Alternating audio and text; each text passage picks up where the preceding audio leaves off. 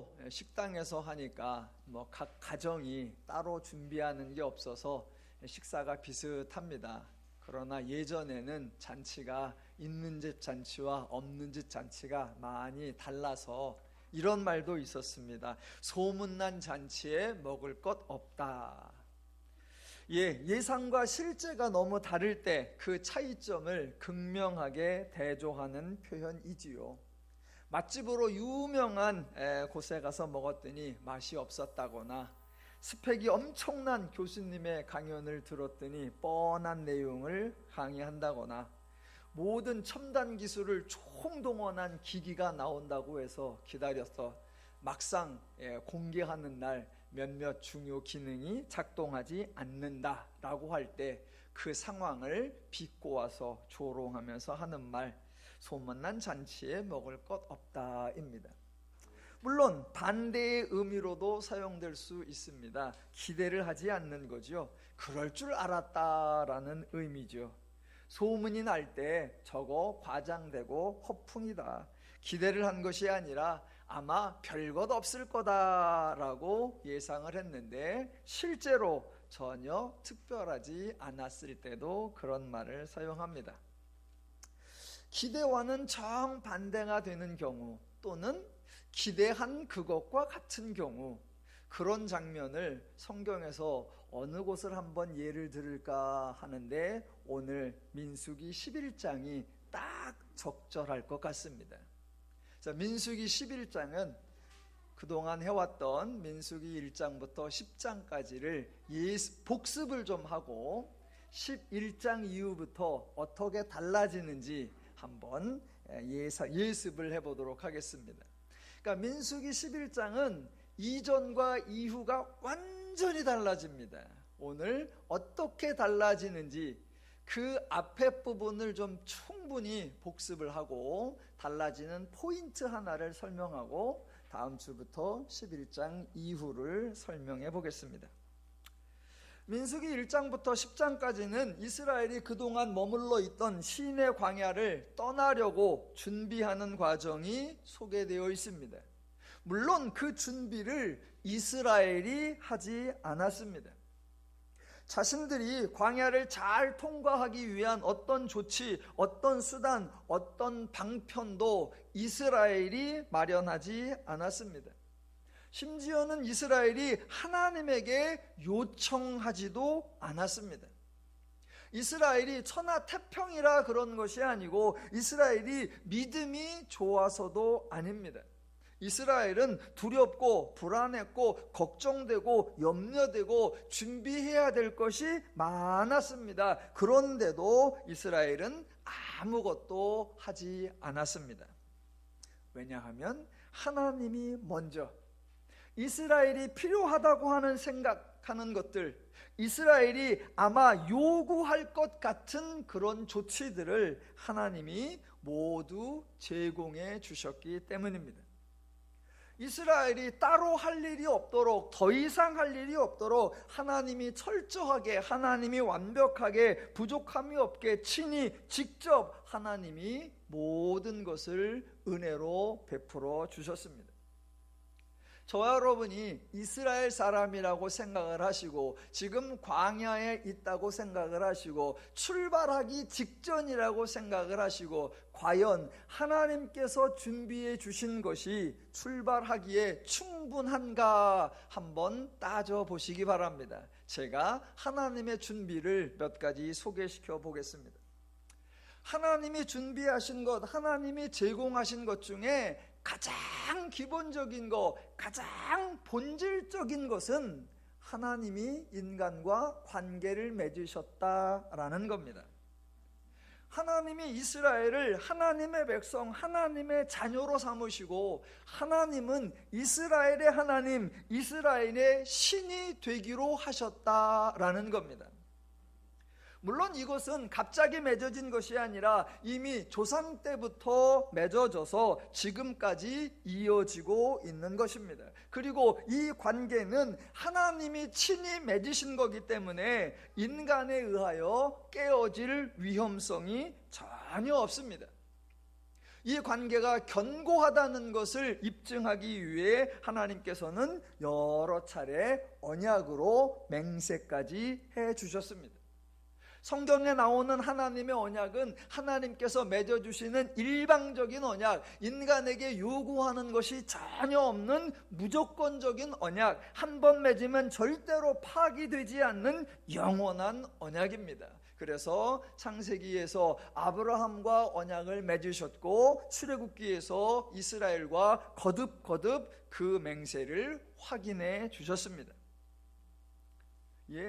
이스라엘이 광야를 이동하도록 하나님께서 안전하다는 것을 보장해 주신 첫 번째가 뭐냐? 가장 본질적인 게 뭐냐? 하나님이 인간과 관계를 맺으셨고 그것을 맹세로 보장하신다라는 겁니다. 요새 부부의 세계라는 드라마가 유행을 하는 것 같습니다. 저는 이어지는 드라마는 잘 보질 않습니다. 매주마다 봐야 되는 게 귀찮아서. 대신 기사를 통해서 뭐 이렇게 이 스토리나 또 몇몇 유명한 장면은 저 알고 있는데, 대사 중에 이런 대사가 있었다고 합니다. 보신 분들은 기억이 나실 거예요. 대사 중에 부부라는 것이, 가정이라는 것이 너무나 쉽게 무너지더구나. 저는 그 대사가 너무나 정확한 지적이라고 생각을 합니다. 인간 상호 간의 관계를 보장해 주는 것은 유일하게 신뢰입니다. 이 신뢰를 빼면 혼인 관계도, 또 혼인 신고서도, 아파트 명의도, 각종 저금 통장도, 심지어는 자녀도 관계를 유지시켜 줄 수 없습니다.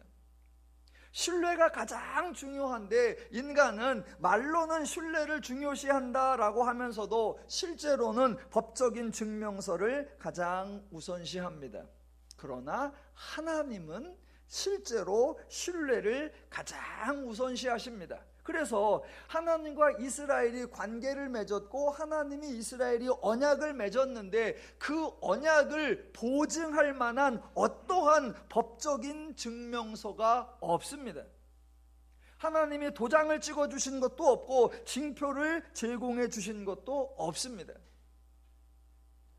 하나님을 신뢰할 수 있는 유일한 것은 하나님의 속성, 하나님의 성품, 즉 하나님은 신실하신 분이다라는 사실입니다. 하나님은 그 신실하시다라는 사실을 다양한 사건들을 통해 입증해 보이시고, 인간에게 너희는 하나님이 이렇게 신실하신 분임을 알아라 라고 하십니다. 그게 전부입니다. 우리는 자꾸 그런 신실하심 말고요, 내가 분명히 의지하고 신뢰할 수 있고 기댈 수 있는 뭔가를 주십시오 라고 하는데, 성경은 정반대로 그 무언가가 중요한 것이 아니라 하나님이 신실하다라고 하는 그 하나님의 속성이 가장 정확하다라고 하십니다. 실제로 그것을 증명해 보이셨습니다. 하나님이 아브라함을 찾아오셔서 약속을 말씀하셨는데, 약속을 아브라함이 믿지를 못하고 의심을 합니다. 아들을 주겠다 그러니까 아브라함도 웃고 그 아내 사라도 웃습니다. 그러니까 하나님이 비웃음을 당하신 겁니다. 그렇게 비웃음을 당하셔놓고도 하나님은 아브라함에게 약속하신 것을 취소하지 않습니다. 언약의 한쪽 당사자인 인간이 하나님을 전혀 신뢰하지 않아도 하나님은 약속에 신실하십니다. 출애굽 때에도 마찬가지입니다. 하나님이 친히 모세에게 나타나셨는데 모세가 콧방귀를 낍니다. 자신도 하나님 말씀을 따라 애굽으로 가려고 하는 의사가 전혀 없고요, 설사 자기가 가서 말을 전한다 할지라도 이스라엘 백성이 하나님의 말씀을 들을 리가 없다고 단언을 합니다.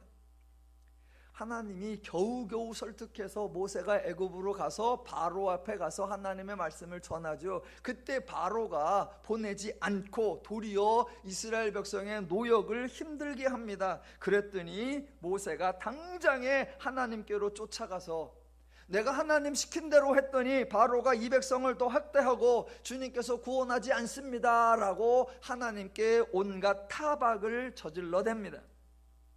그럼에도 불구하고 하나님은 모세를 버리지 않습니다. 이스라엘의 장정이 60만 명 이상입니다. 그 사람들 중에 모세가 가장 탁월한 것 아니고요, 모세가 가장 유능한 것 아니고요, 모세가 가장 신실한 것 아닙니다. 그런데 하나님은 모세가 아무리 불순종해도 심지어 하나님께 대들어도 모세를 버리지 않습니다. 왜요? 하나님은 신실하신 분이기 때문입니다. 인간의 태도에 따라 하나님의 태도가 달라지지 않는 것입니다. 개인뿐만 아니라 이스라엘 전체에 대해서도 동일합니다. 출애굽한 이스라엘이 홍해 앞에서 하나님 원망하고 별별 소리를 다 해도, 마라에서 하나님을 원망하고 신광야에서 하나님의 출애굽 사역을 통째로 부정하고 차라리 애굽에 머물렀던 것이 더 좋았겠다라고 헛소리를 해도 하나님은 이스라엘을 부정하지 않습니다.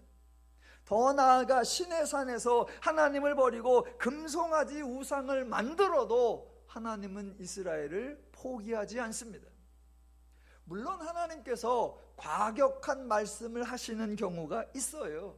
금송아지를 만든 이스라엘을 보시고 말씀하시기를 내가 그들에게 진노하여 그들을 진멸하리라 라고 말씀하신 적이 있습니다. 그러나 하나님은 단 한 번도 이스라엘을 진멸하신 적이 없습니다. 왜요? 하나님은 신실하신 분이기 때문입니다. 만약 하나님의 신실성이 무너지면 인간이 하나님을 신뢰할 만한 어떠한 근거도 없어지는 겁니다. 그래서 기독교는 복음을 선포하거나 성경을 가르치거나 설교할 때에 하나님의 신실성을 견고하게 해야지, 하나님의 신실성을 부정하거나 왜곡하거나 흔들면 큰일 납니다. 그런데 안타까운 일들이 자주 발생해요. 예를 들면 이렇게 하죠. 하나님이 인간을 선택하셨는데 인간이 불순종하면 그 인간을 버리십니다 라고 말하거나, 성도가 거룩하고 정결해야 하는데 만약 부정해지면 하나님이 함께 하실 수 없습니다 라고 말을 하거나, 하나님이 인간을 시험하실 때 통과하지 못하면 하나님께 복을 받을 수 없습니다 라고 설명을 하거나, 성도가 끝까지 신앙을 지키지 않으면 하나님이 주신 구원을 잃어버릴 수 있습니다 라고 말을 한다면 그것은 정말 큰일 날 소리요, 기독교의 근간 하나님의 속성 자체를 부정해 버리는 겁니다. 저와 여러분이 신앙을 간직할 수 있는 근거는 우리가 열심내고 우리가 충성하고 우리가 인내하는 우리의 행동이 아니라 우리를 하나님의 자녀 삼으시고 끝까지 책임지실 하나님의 신실하심, 그것이 우리 신앙의 근거인 줄로 믿습니다.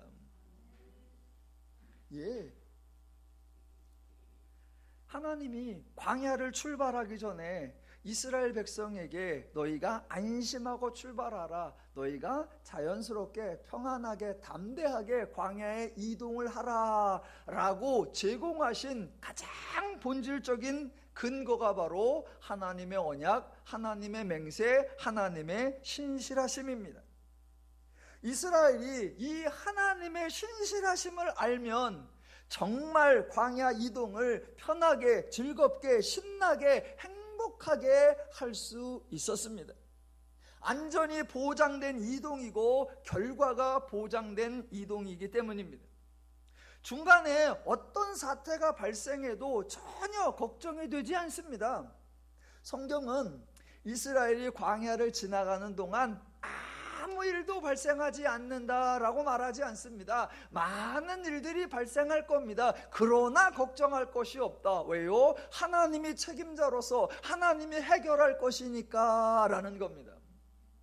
그래서 우리는 아무 일도 없게 해주세요 라고 기도할 것이 아니라 모든 일이 발생하라도 그것 때문에 두려워하거나 불안해하지 않기를 기도해야 합니다. 도리어 하나님의 신실하심을 알면 다양한 상황이 발생하는 거, 그게 드라마틱하고 기대가 되는 겁니다. 이번에는 하나님께서 어떻게 하실까? 이번에는 하나님이 어떤 모습으로 나타나실까? 이번에는 하나님이 어떻게 우리를 도우실까? 기대가 되고, 그 기대에 맞게 하나님이 응답하시고 해결해 줄 때마다 하나님을 신나하고 하나님을 즐거워할 수 있는 것, 그게 지혜롭고 바르고 참된 신앙생활입니다. 하나님은 그걸 기대하신 거예요. 그래서 본인의 신실함을 베이스로 깔고 다양한 조치들을 추가적으로 더 해주셨습니다.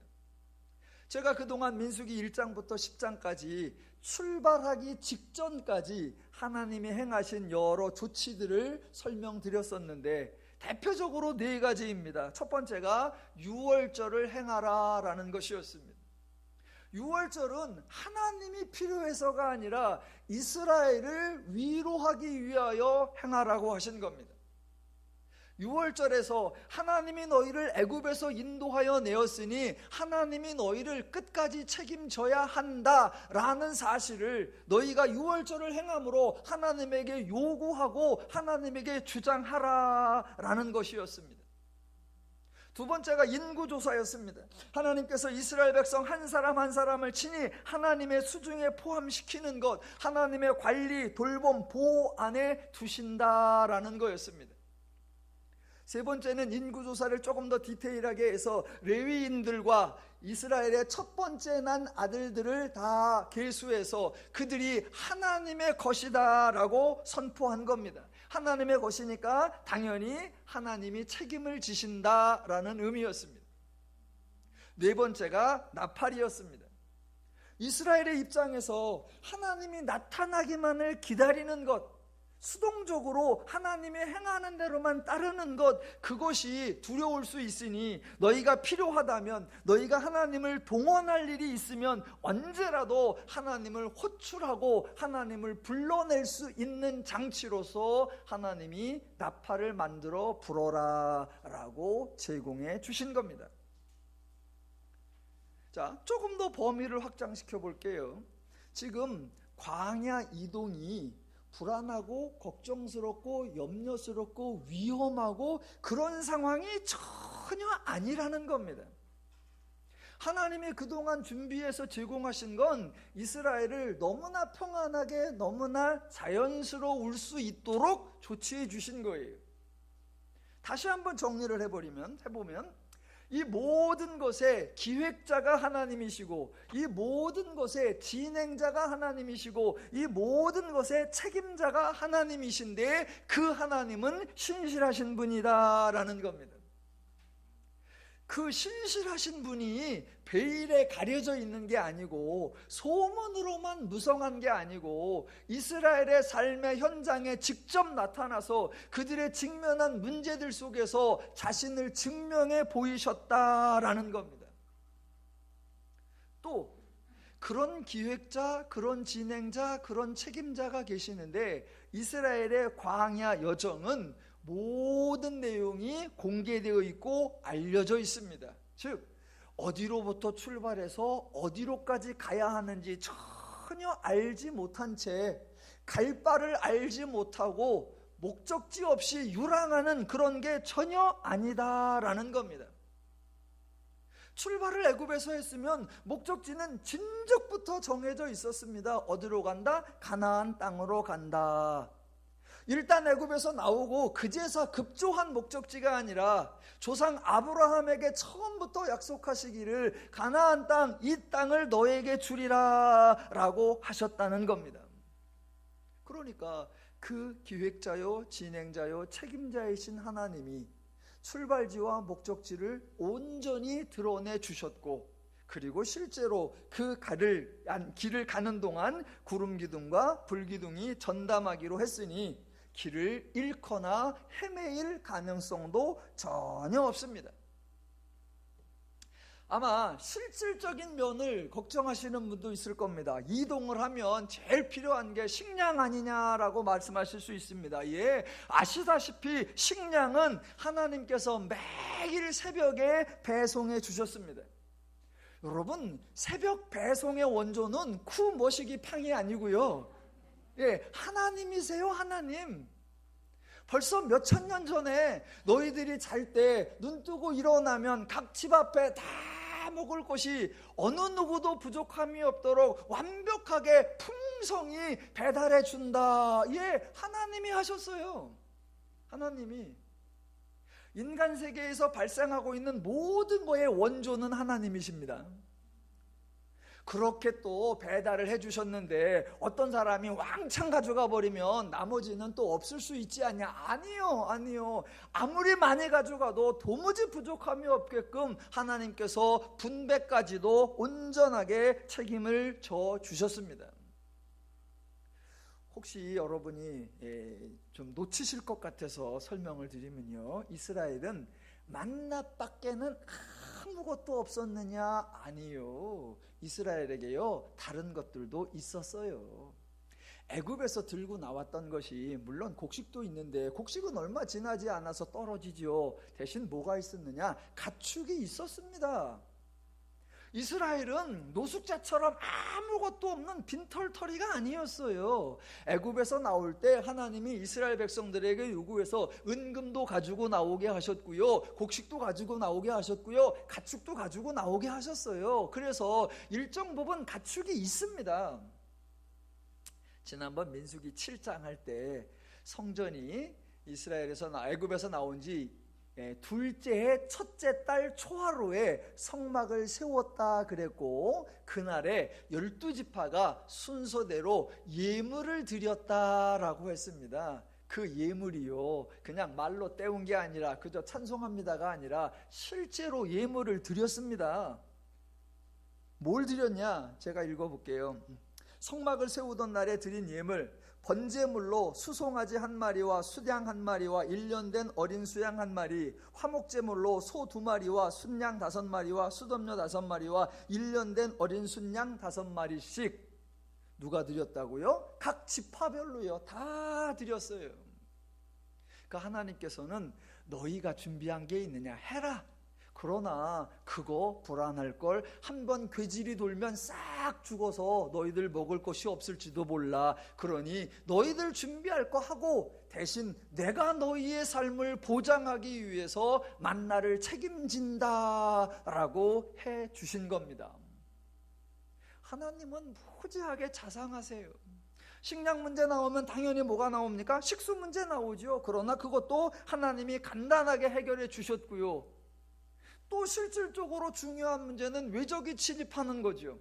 이스라엘은 이동하는 중이니까 전쟁 무기 없고 군사훈련 받은 적 없는데 외적이 침입하면 말 그대로 속수무책. 그러나 그것도 이미 하나님께서 막아주셔서 이기게 하는 승리를 경험해 보았습니다. 여러분, 이 정도면 완벽한 준비 아닌가요? 물론 거기에다가 보너스로 하나 더, 이 모든 것 하나님은 결단코 취소하거나 결단코 소멸하지 아니하신다라는 거예요. 그러니까 하나님의 신실함은 처음의 근거이자 마지막의 보장입니다. 그렇게 다 해주시고 난 후에 이스라엘에게 광야로 출발하라 라고 하시는 겁니다.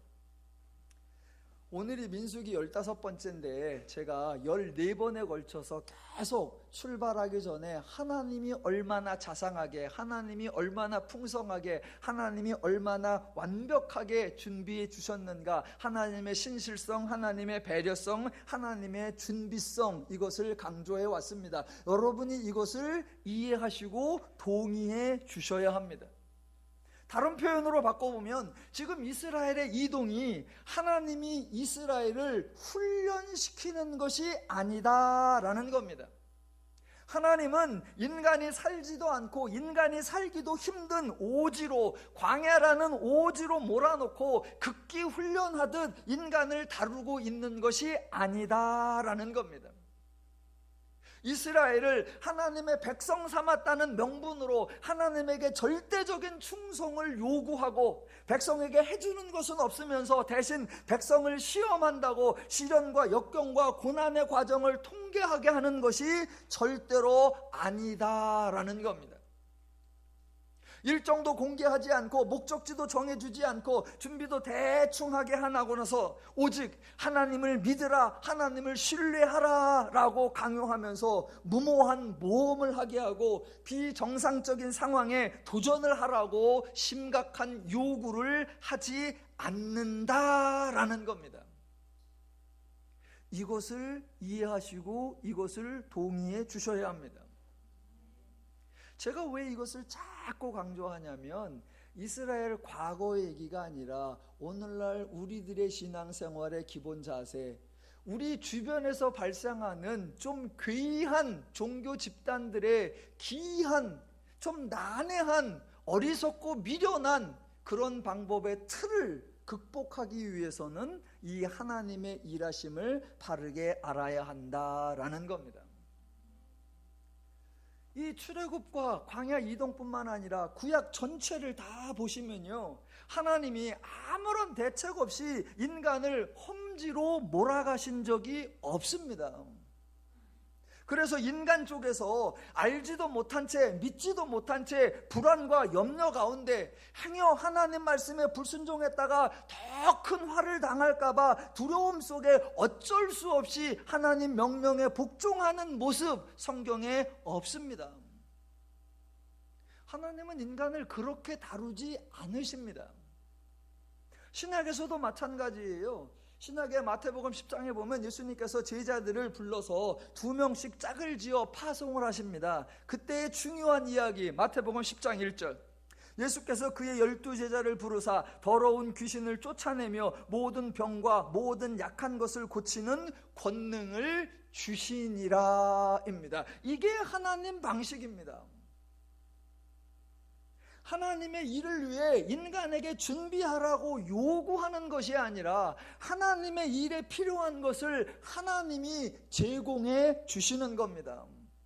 하나님은 안 주시면 사람을 보내시면 안 되고 사람은 안 받았으면 가려고 하시면 안 됩니다. 절대로 우선 가라, 일단은 가라, 믿고 가라, 가면 차후에 조치해 주겠다, 그런 말에 속으시면 안 됩니다. 예, 절대로 속으시면 안 됩니다. 하나님은 매사에 먼저 은혜를 주시고 인간에게 반응을 기대하시는 겁니다. 이 순서이어야 은혜이고 이 순서이어야 복음입니다. 너무나 속상한 게 기독교가 자꾸 이 순서가 바뀝니다. 내가 먼저 하나님께 바치고 내가 먼저 하나님께 드리고 내가 먼저 하나님을 감동시켜라, 그리하면 하나님께로 무엇을 받을 수 있을 것이다. 그거 은혜 아니고요, 그거 복음 아닙니다. 사람들이 오해하는 것 중에 하나가 예물이죠. 예물, 하나님께 드리는 거. 사람들이 자기가 하나님께 드린다라고 생각합니다. 아니에요. 예물의 가장 기본적인 원칙은 하나님이 먼저 주신다입니다. 하나님이 주셔서 인간이 받아야 하는 겁니다. 그러면 받은 것 중에 일부를 하나님이 주신 겁니다 라고 하나님께 고백하는 거예요. 그게 11조이든 그게 절기 예물이든 그게 감사 예물이든 먼저 하나님이 주셔야 합니다. 그래서 인간은 받은 것이 있어야 합니다. 이 순서가 절대로 바뀌면 안 되고 받은 것이 없으면 드릴 것도 없는 거예요. 하나님이 주시고 인간은 받으면 그것에 대하여 반응한다. 이게 순서지. 인간이 어려운 가운데 힘든 가운데 고생하면서 인내하면서 희생하면서 드리면 하나님께서 감동하셔서 반응하신다. 아니요. 순서가 바뀌면 안 됩니다. 제자들을 파송하실 때 필요한 것 예수님이 먼저 주시는 거예요. 예수님이 부활하신 후에도 동일한 패턴이 적용이 됩니다. 누가복음 24장 49절 제가 읽어드릴게요. 볼지어다 내가 내 아버지께서 약속하신 것을 너희에게 보내리니 너희는 위로부터 능력으로 입혀질 때까지 이 성에 머물라 하시니라. 사도행전 1장 4절 사도와 함께 모이사 그들에게 분부하여 이르시되 예루살렘을 떠나지 말고 내게서 들은 바 아버지께서 약속하신 것을 기다리라 입니다. 예, 하나님께서 약속하신 것을 보내주셔야 합니다. 보내주시면 인간이 받는 거예요. 인간은 언제 움직일 수 있느냐? 하나님의 것을 받은 후에. 받고 보니까 할만하겠다. 받고 보니까 갈만하겠다. 그러면 행하는 거예요. 이 순서 바뀌면 절대로 안 됩니다. 이 순서가 바뀌니까 신앙이 힘들어요. 하나님의 순서대로 하면 하나님이 먼저 인간의 필요한 것 채워주시고 인간에게 담대함과 인간에게 자연스러운 반응을 만들어 주시니까 기꺼이 자원하여 갈 수 있겠다라는 거죠. 자연스러운 거예요. 쉬운 거예요. 평안한 거예요. 이게 신앙의 순리고 이게 신앙의 선순환입니다. 물론 성경에 오해를 만들어낼 만한 구절들이 있습니다. 근데 말 그대로 그게 오해예요. 예를 들면 이런 거예요. 제자를 파송하실 때 10장 1절에서 권능을 주시니라 그랬어요. 그래 놓고 서너 절 뒤에 10장 9절에 보면 이런 표현이 나옵니다. 너희 전대에 금이나 은이나 동을 가지지 말고 여행을 위하여 배낭이나 두벌 옷이나 신이나 지팡이를 가지지 말라라고 나옵니다. 예수님은 왜 이런 말씀을 하실까요? 이것도 저것도 가지지 말라. 이게 무슨 그 유명한 무대뽀 정신입니까? 여러분, 이 구절이 오해가 됐어요. 그래서 이 구절을 근거로 해서 아무 준비도 없이 무작정 전도하러 출발하는 그런 미션 사역이 유행을 했었습니다. 일명 거지 전도 땡땡. 물론 취지는 이해가 가요. 하나님이 기적같이 공급하심을 경험하자. 취지는 이해가 합니다. 그러나 전혀 권장할 만한 사역 패턴이 아닙니다. 예수님이 그렇게 말씀하신 건 아무 준비도 하지 말고 무조건 나를 믿어. 일단 떠나. 일단 출발해. 그러면 너희들 행하는 거 보고 내가 뒤에서 책임질게. 그렇게 말씀하신 것이 아니라 하나님이 지금 제자들을 보내시는 사역의 내용, 사역의 대상, 사역의 방편이 인간들이 생각하는 거하고 다르다라는 겁니다. 지금 제자들을 뭐를 상대하러 보내시는 거예요? 죄를 상대하러. 그 죄의 한 모습으로 질병이 있을 수 있고 귀신 들린 자가 있을 수 있는 겁니다. 그러니 그거를 해결하라고 제자들을 보내니까 병 고치는 은사와 귀신 쫓는 권능을 주시죠. 거기에 금이나 은이나 전대나 지팡이나 신발이나 그걸로 죄를 이길 수 있는 게 아니니까. 그러니까 사역 대상에 맞추어 설명을 하신 겁니다. 제가 한번 예를 들어보겠습니다. 제가 여러분을 전부 다 인솔해서 등산을 간다고 합시다. 등산을 간다. 내일 등산이에요. 그러면 이제 몇 시까지 내일 모여야 되는데 제가 오늘 여러분을 다 모아놓고 나눠드리죠. 뭐를 나눠드리겠습니까? 전부 다 지도 한 장을 다 나눠드리고 여기서 출발해서 이렇게 갈 거고 얼마 동안 걸리니까 체력 관리 잘 하시고요. 드리고 혹시라도 길을 잃으실 수 있으면 참조하시라고 나침반 하나 다 드리고요. 왜? 등산을 가니까 그걸 준비하라고 제가 준비를 해주죠. 그러면서 한마디 하죠. 여러분 괜히 내일 쓸데없이 수영복 준비하지 마시고요. 샌들 가지고 오지 마십시오. 이게 무대책으로 오라는 얘기가 아니라 무준비로 오라는 얘기가 아니라 행하는 사역에 맞는 것은 하나님이 제공해 주시고 그 사역과 맞지 않는 쓸데없는 것을 준비하려고 애쓰지 마라라고 하시는 예수님의 자상하신 배려입니다. 하나님의 사역, 하나님이 계획하고 하나님이 진행하고 하나님이 책임지는 겁니다. 인간은 언제나 그 하나님의 사역에 초청받는 것입니다. 그래서 하나님의 사역하시는 것을 경험하고 하나님이 이루어내시는 결과들을 체험하고 그 과정 속에서 하나님을 배우고 하나님을 알아 하나님 때문에 모든 삶을 자유롭고 평안하고 행복하게 살아가라. 그것이 하나님의 기대요 바라시는 바 원하시는 바인 줄로 믿습니다. 자, 지금까지 민수기, 아니 더 나아가 출애굽기부터, 더 나아가 창세기부터 하나님께서 얼마나 많은, 얼마나 치밀한 준비를 해오셨나. 그게 출발하기 전까지였습니다.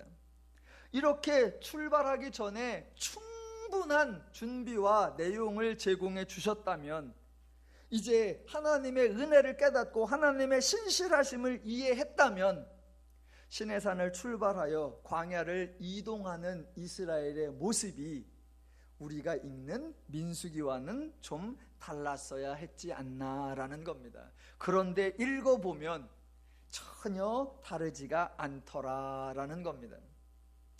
그런데 민수기 10장이, 이제 11장이 그 이전과 그 이후를 나누는 귀한 전환점이 됩니다. 그래서 오늘 한 가지를 설명을 드려볼게요. 자, 11장 1절을 보시면 하나님이 이스라엘을 지적하시는 아주 예리하고 절묘한 표현이 하나 나옵니다. 1절, 여호와께서 들으시기에 백성이 악한 말로 원망하매 여호와께서 들으시고 진노하사 여호와의 불을 그들 진영 중에서 붙여서 진영 끝을 사르게 하시매입니다. 자, 그동안 못 보시던 아주 독특한 표현이 하나 담겨 있는데 발견하셨는지 모르겠습니다. 자, 조금만 더 설명해 볼게요. 그동안 이스라엘이 여러 차례 아주 구체적인 원망을 하나님께 했습니다. 그런데 1절에는 이스라엘이 무슨 원망을 했는지 내용은 나와 있지 않습니다. 대신 그동안 이스라엘이 원망했을 때는 전혀 등장하지 않던 표현이 1절에 등장하는 겁니다. 그 표현이 뭐예요? 예, 감사합니다. 악한입니다. 악한. 밑줄 쫙. 정확하게 설명을 드려볼게요. 자, 출애굽 직후부터 지금 민수기 11장에 도착할 때까지 이스라엘이, 백성이 많은 원망을 했는데 그 원망은 매우 단순하고 매우 심플합니다. 세 군데만, 유명한 장면 세 군데만 골라볼게요. 자, 홍해 앞에 도착을 했습니다.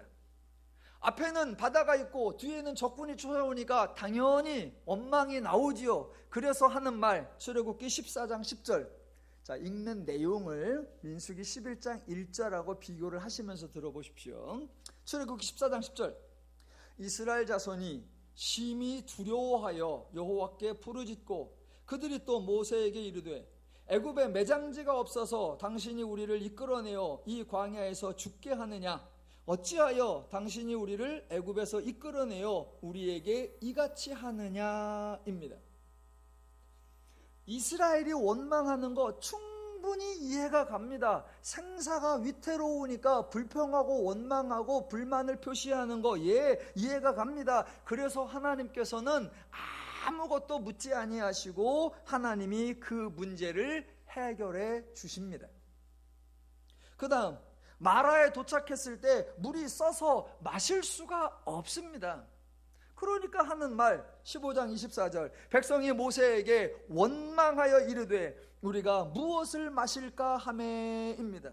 쓴물을 마실 수 없는 거 당연하고, 그러니까 하나님은 그것을 문제 삼지 아니하고 그 문제를 해결해 주십니다.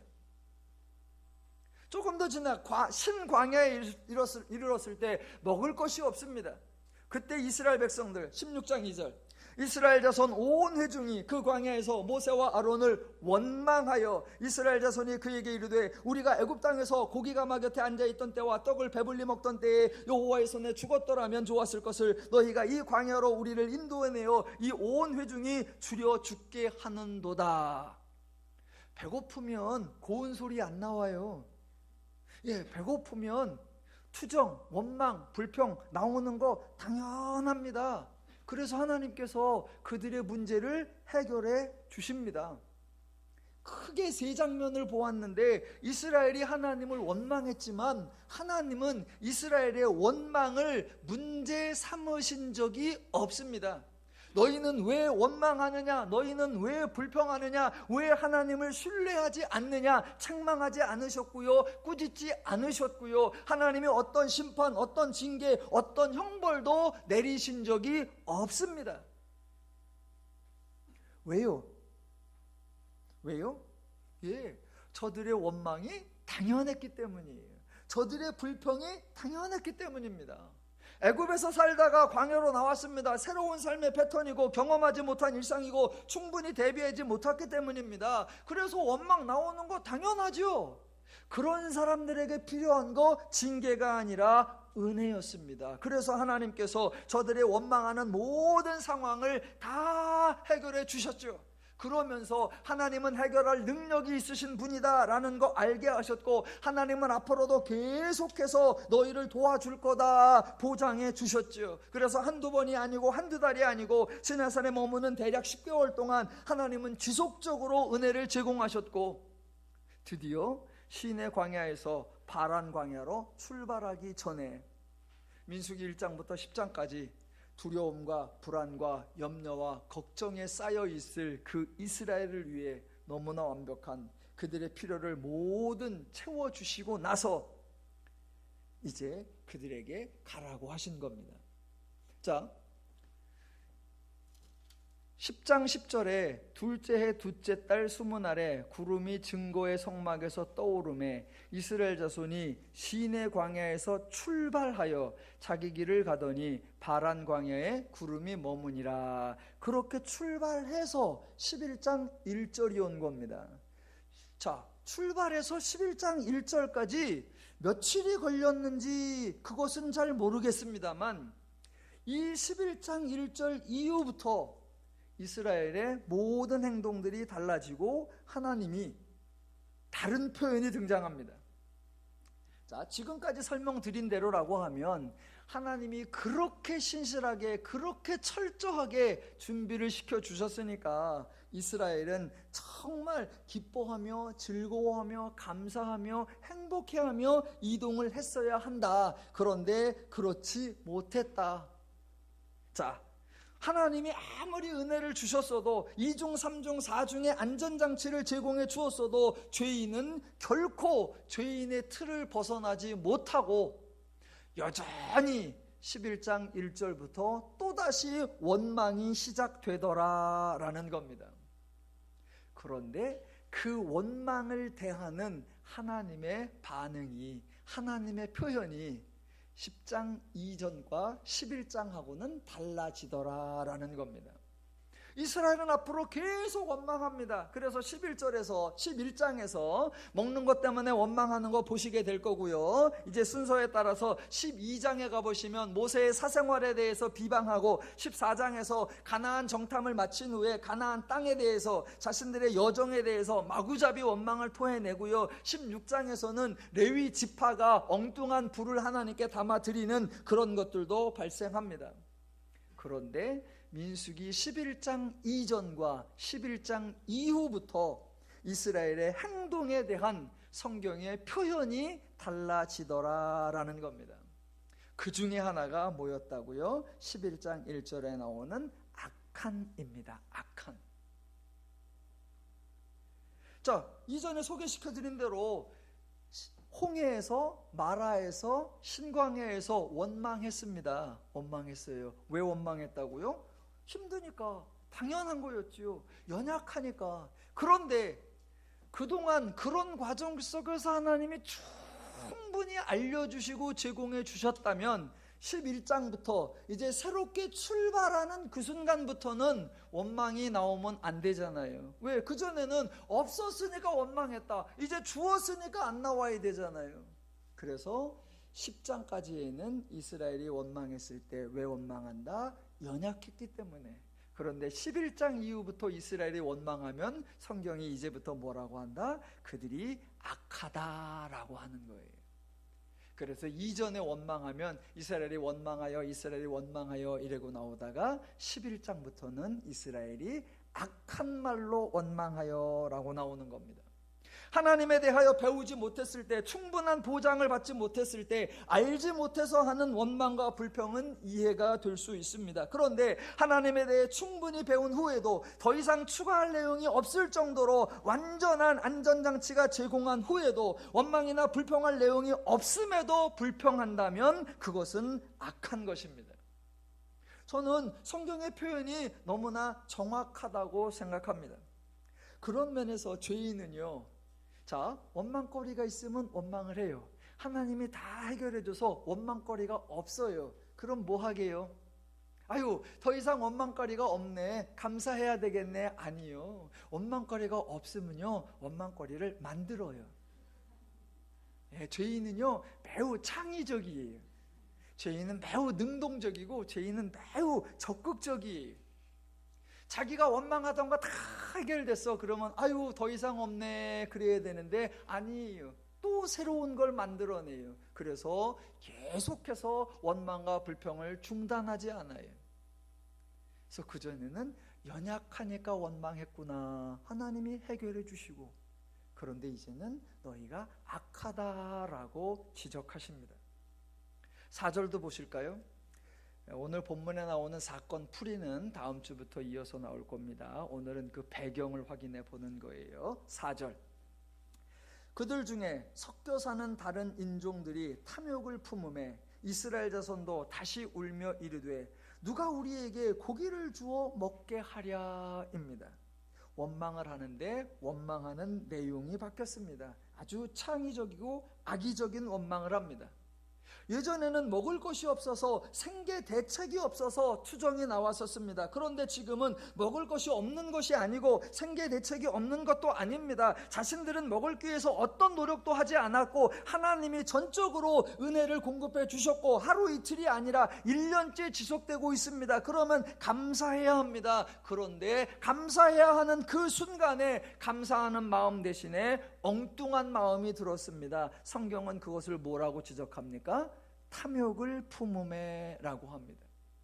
저는 성경의 표현이 정말 정확하다고 동의합니다.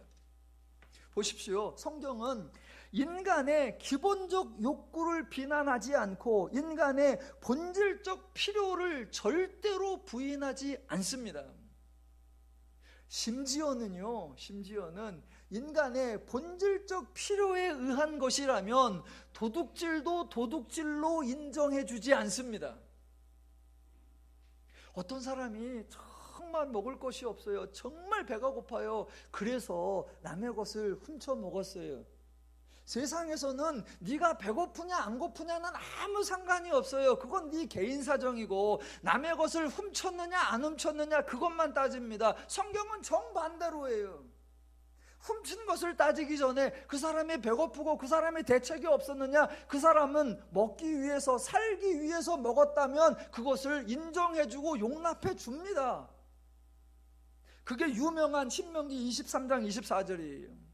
네 이웃의 포도원에 들어갈 때에는 마음대로 그 포도를 배불리 먹어도 되느니라. 그러나 그릇에 담지는 말 것이요 네 이웃의 곡식밭에 들어갈 때에는 내가 손으로 그 이삭을 따도 되느니라. 그러나 네 이웃의 곡식밭에 낫을 대지는 말지니라 입니다. 똑같은 원망이요? 아니요, 똑같은 원망이 절대로 아닙니다. 말 그대로 없어서, 말 그대로 몰라서, 말 그대로 연약해서 투정하고 원망하고 불평한다, 하나님이 인정해 주십니다. 그럴 수 있다, 당연하다, 하나님이 책임져 주셔서 해결해 주시고 베풀어 주시고 은혜를 더하여 주십니다. 그러나 다 해주셨는데도, 더 이상 원망거리가 없는데도 새로운 걸 만들어내서 원망하고 있는 것에 족한 줄 모르고 불필요한 것을 더 요구할 때 성경은 그것을 악하다라고 하며 성경은 그것을 탐욕이다라고 말합니다. 다시 한번 정리합니다. 마무리. 성경은 사람이 배고파서 불평하고 상황과 조건이 너무나 불안정하고 불편해서 나오는 투정과 원망, 악하다고 하지 않습니다. 하지만 감사해야 할 때 도리어 불평하고 원망하는 것에 대해 악하다고 선언합니다. 성경은 사람이 본질적으로 필요한 것이 부재해서 원망하고 요구하는 것, 탐욕이라고 하지 않습니다. 그런데 죄인은 충분히 있음에도 불구하고 욕심을 부리고 감사해야 할 때 욕심을 내는 것, 그것을 탐욕이라고 선언합니다. 그래서 이스라엘의 원망과 불평은 민수기 11장 이전과 11장 이후로 완전히 달라집니다. 이전에는 말 그대로 부족해서, 말 그대로 어려워서 하는 불만이었고, 11장 이후부터는 있음에도 불구하고 보장되었음에도 불구하고 저들이 악하고 탐욕을 가져서 나오는 원망입니다. 그러면 이제 하나님이 어떻게 하실까요? 그래서 지금까지 이스라엘이 원망하고 불평해도 죽어나가는 사람이 없었어요. 그런데 이제 11장 이후부터는 이스라엘이 죽어나가는 사람을 보게 될 겁니다. 하나님도 더 이상 못 참고 다 죽여버리시는구나. 아니죠. 그러면 또 하나님이 신실하신 분이 아니시죠. 하나님은 신실하신데 이스라엘 가운데서 왜 죽어나가는 사람이 생길까? 듣고 싶으시면 다음 주. 오늘의 설교, 하나님의 철저한 은혜와 인간의 철저한 죄성을 대조해 주는 겁니다. 성경은 지금 하나님이 그렇게 은혜를 주었는데도 불평하는 것은 인간이 악한 거다라고 정죄하고 책망하려는 것이 아니라 죄인의 한계가 이렇다, 죄인의 정체가 이렇다, 죄인의 실상이 이렇다라고 알려주시는 겁니다. 그리고 이 문제를 풀기 위하여 신학에서 예수께서 오셨고 저와 여러분을 죄로부터 해방시켜 주시고 하나님의 성령을 주어서 새로운 피조물이 되게 하시고 하나님 나라라고 하는 멋진 삶을 살아가게 만들어 주시는 겁니다.